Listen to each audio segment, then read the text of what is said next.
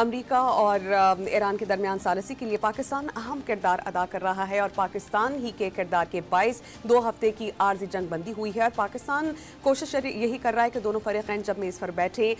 تو دونوں فریقین کی جانب سے رعایت دکھائی جائے اور Pakistan as a peacemaker اس خطے میں امن قائم کرنے میں کامیاب رہے اور یہ جنگ بندی مستقل بنیادوں پر ہو۔ اس تمام تر صورتحال پہ ہم بات کریں گے۔ ہمیں جوائن کر رہی ہیں سینئر صحافی اور تجزیہ کار نادیہ نقی، ان سے بات کریں گے۔ نادیہ،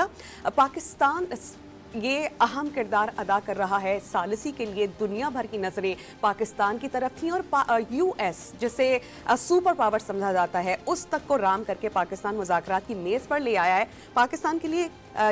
یہ کس قدر باعث اعزاز ہے؟ تھینک یو سو مچ سمیہ، بالکل باعث اعزاز بھی ہے، تاریخی بھی ہے، اور جو کردار پاکستان نے اپنی سفارتکاری سے حاصل کیا یا جو ادا کیا ایک ایسے موقع پر کہ جس وقت ایران اور امریکہ کی جنگ ایک ایسے نہج پر پہنچ چکی تھی کہ اگر وہ جو دھمکی دی جا رہی تھی ایران کو، اگر وہ واقعی عمل میں لائی جاتی تو پھر بہت زیادہ خدشات تھے، نقصانات کے۔ تو جیسے کہتے ہیں نا کہ آپ ایک بہت میجر کیٹاسٹرفی سے پاکستان جو ہے اس نے سب کو وہاں سے نکالا اور نکال کر یہاں تک لے کر آ گیا کہ اب مذاکرات کی ٹیبل پر بیٹھ کر اور آگے کے فریم ورک کو سیٹ کرنا ہے۔ یقیناً یہ پاکستان کے لیے ایک بڑا تاریخی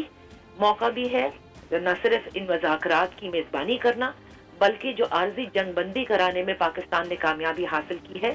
آپ نے خود دیکھا کہ دنیا بھر کے جو لیڈرز ہیں، دنیا بھر کے ممالک سے ان کے لیڈران اس کامیابی پر پاکستان کی کاوشوں کو سراہ رہے ہیں۔ تو پاکستان کے لیے میں نہیں سمجھتی تھی کہ کم از کم ہماری صحافتی زندگی میں کوئی ایک ایسا موقع آئے گا کہ جہاں پر پوری دنیا پاکستان کی تعریف کرتی نظر آئے گی، لیکن الحمدللہ یہ ممکن بھی ہوا اور یہاں سے یہ امید بھی ہے کہ انشاءاللہ ان مذاکرات میں کوئی بریک تھرو ہو اور امن قائم ہو، جو پاکستان کی کوشش بھی ہے اور پاکستان کی جو فارن پالیسی ہے اس کی بیسس بھی۔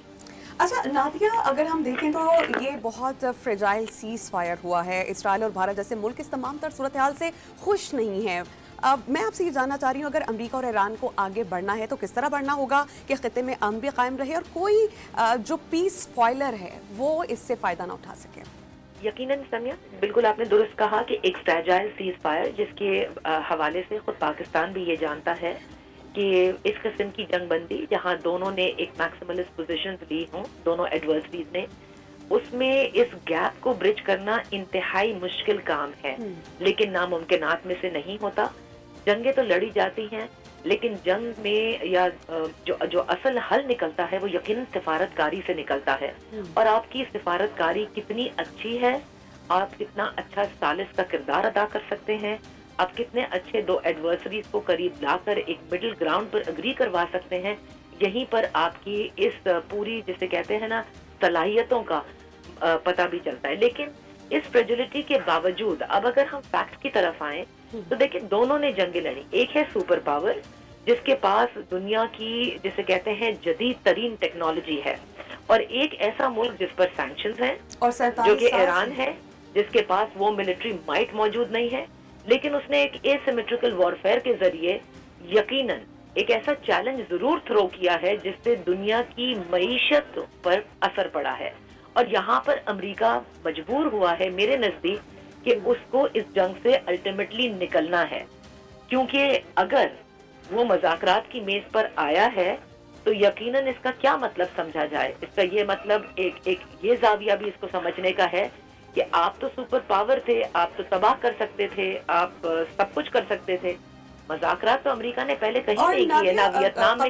کیے، نہ وینزویلا۔ اگر ذکر ہو امریکی صدر ڈونلڈ ٹرمپ کا، تو جب وہ اپنی الیکشن کیمپین لڑ رہے تھے ان کا تو سلوگن ہی یہی تھا کہ میں اینٹی وار ہوں، اور وہ کہہ رہے تھے کہ اگر میں ہوتا جو بائیڈن کی جگہ تھے تو اس خطے میں جنگ نہیں ہوتی، لیکن جہاں پر وہ کریڈٹ جنگیں رکوانے کا لے رہے ہیں، جنگوں میں انہوں نے پھر حصہ بھی لیا ہے۔ تو آپ یہ سمجھتی ہیں کہ جنگ کا کنٹرول بہت حد تک امریکہ کے ہاتھ سے نکل بھی رہا تھا، مزید نکل جاتا اگر یہ صورتحال آگے بڑھتی؟ فیس سیونگ بھی چاہیے تھی امریکہ کو، اور پاکستان جیسے ثالث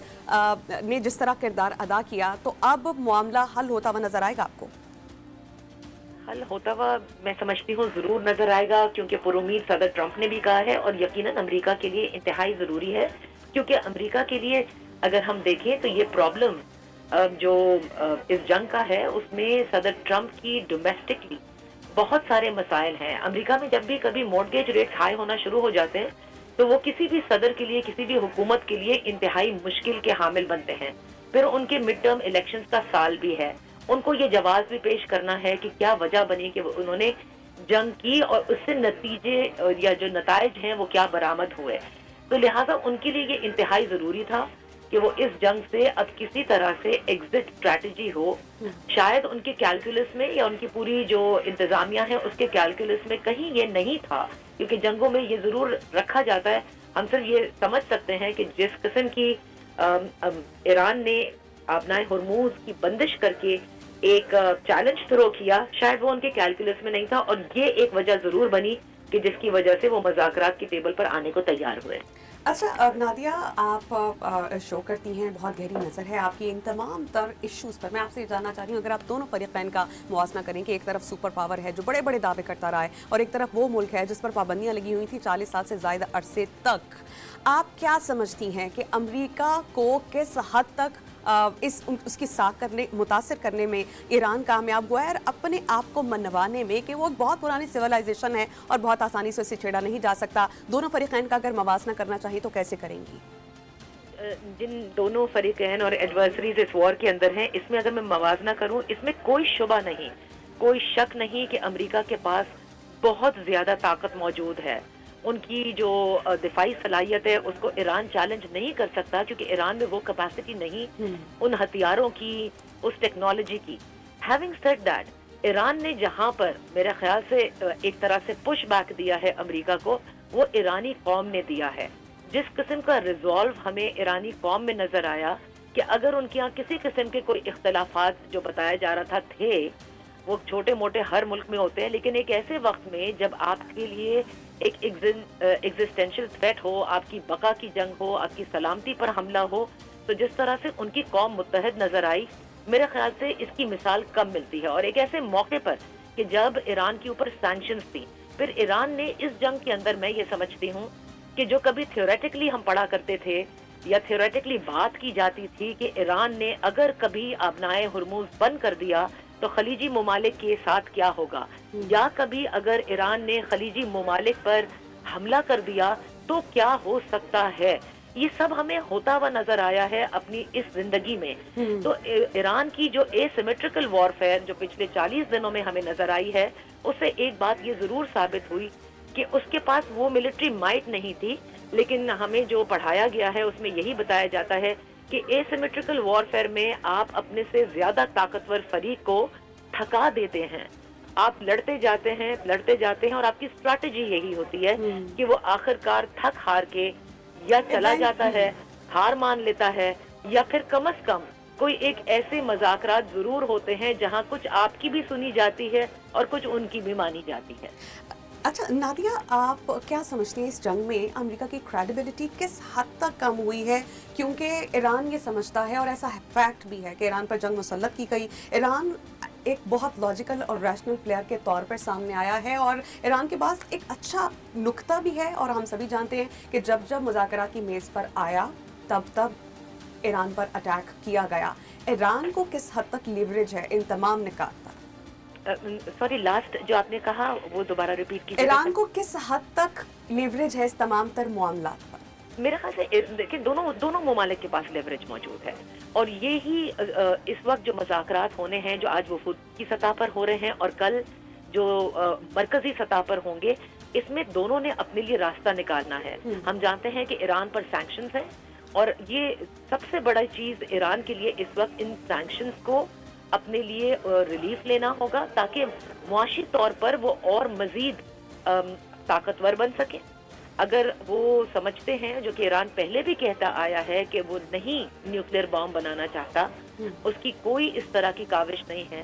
لیکن وہ کم از کم اپنی اس دفاعی صلاحیت یعنی جو مثل ٹیکنالوجی جس کے لیے مختلف جو ان کے ارد گرد کے ہمسایہ ممالک ہیں وہ چاہتے ہیں, ان میں سے کئی چاہتے ہیں کہ ان کی اس کیپیبلٹی کو, ان کی اس جنگی صلاحیت کو ختم کیا جائے, وہ پوری ختم نہ کرانے پر بھی رضامند کروا لے. تو میرے خیال سے یہ ان کی ایک جیت ہوگی. اور ایک اور جیت یہ بھی ہوگی کہ اگر آبنائے ہرموز پر جیسے ایران کچھ حد تک کنٹرول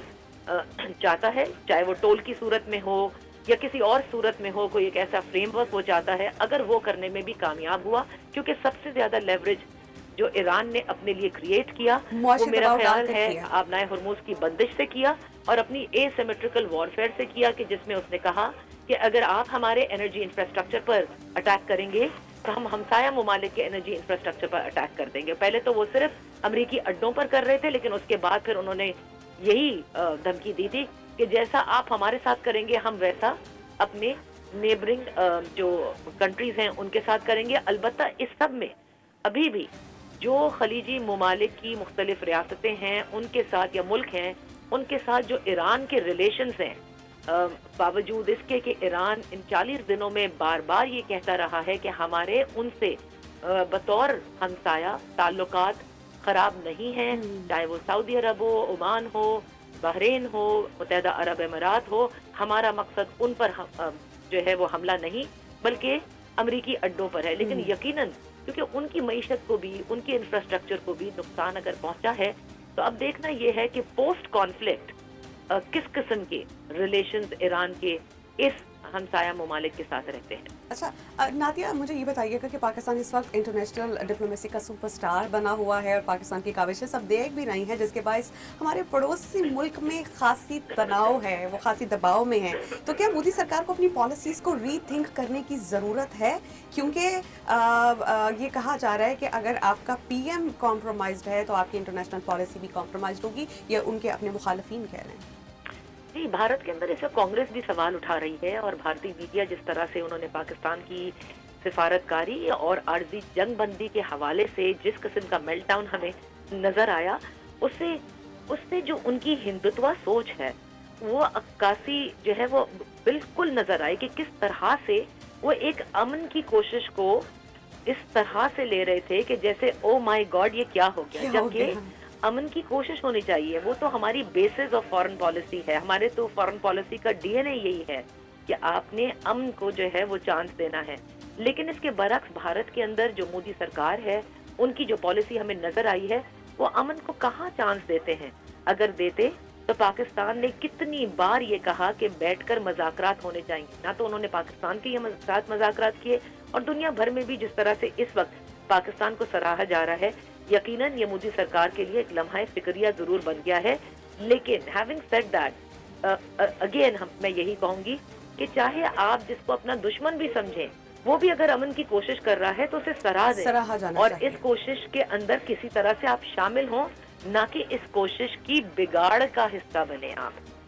نادیہ، آپ ہمارے ساتھ موجود رہیے گا، ہمیں ایک بہت امپورٹنٹ ڈیولپمنٹ ایک خبر اپنے ناظرین کو پہنچانی ہے، وہ یہ کہ امریکی نائب صدر جے ڈی وینس کی ہنگری سے پاکستان روانگی کے لیے جہاز تیار ہے۔ J D Vance air force 2 کے ذریعے اسلام آباد روانہ ہوں گے۔ امریکی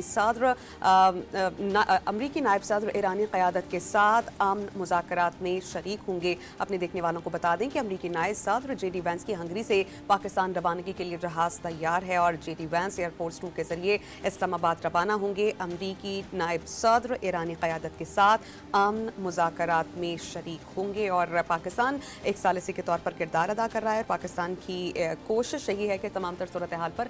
قابو بھی پائے اور یہ جو عارضی جنگ بندی ہے وہ مستقل بنیادوں پر ہو۔ نادیہ نقی ہمارے ساتھ موجود ہیں، سینئر صحافی ہیں، تجزیہ کار ہیں اور ان امور پر خاصی گرفت بھی رکھتی ہیں۔ نادیہ، میں آپ سے جاننا چاہ رہی ہوں کہ ہمیں بہت سے معاملات میں ان تمام بڑے بڑے آرگنائزیشن کا کردار بھی دیکھنا ہوگا جن کو سمجھا جاتا تھا کہ شاید ان فیوچر اگر کسی قسم کا خطرہ ہوا تو اپنا کردار ادا کر سکیں گے، لیکن ہم نے دیکھا بہت سے ممالک جن سے امریکہ نے مدد مانگی انہوں نے آگے بڑھنے سے انکار بھی کیا، اپنی فضائی حدود بھی نہیں دیں اور یہ باور کروانے کی کوشش کی گئی کہ ٹرمپ صاحب کہیں نہ کہیں آپ کی غلطی ہے۔ ہمیں نیٹو بھی ٹوٹتا ہوا نظر آیا اور پھر امریکی صدر ڈونلڈ ٹرمپ کی دھمکیاں بھی نظر آئیں۔ تو ایسی آرگنائزیشن کا کردار کیا دیکھ رہی ہیں آپ نے دیگر ممالک کا ذکر کیا، اس سے یہ صاف ظاہر ہے کہ جو تمام ممالک ہیں وہ کیا کہہ رہے ہیں، وہ یہ کہہ رہے ہیں کہ ایران پر جو جنگ کا جواز ہے وہ تھا کیا؟ وہ کوئی جواز نہیں تھا۔ ایک ایسے وقت میں جب آپ ایران کے ساتھ عمان کے ذریعے مذاکرات ہو رہے تھے تو ایسے میں اور بہت ساری چیزیں بالکل جو عمانی وزیر خارجہ نے جس طرح سے آ کر بتائی بھی تھی کہ آلموسٹ اگریمنٹ ریچ کر دی تھی، لیکن ایک ایسے وقت میں آپ نے اسرائیل کے ساتھ مل کر حملہ کر دیا اور وہ جو ایک کنواں ہے نا اس میں اب زہر گھول دیا گیا ہے۔ تبھی آپ دیکھتی ہیں کہ ایران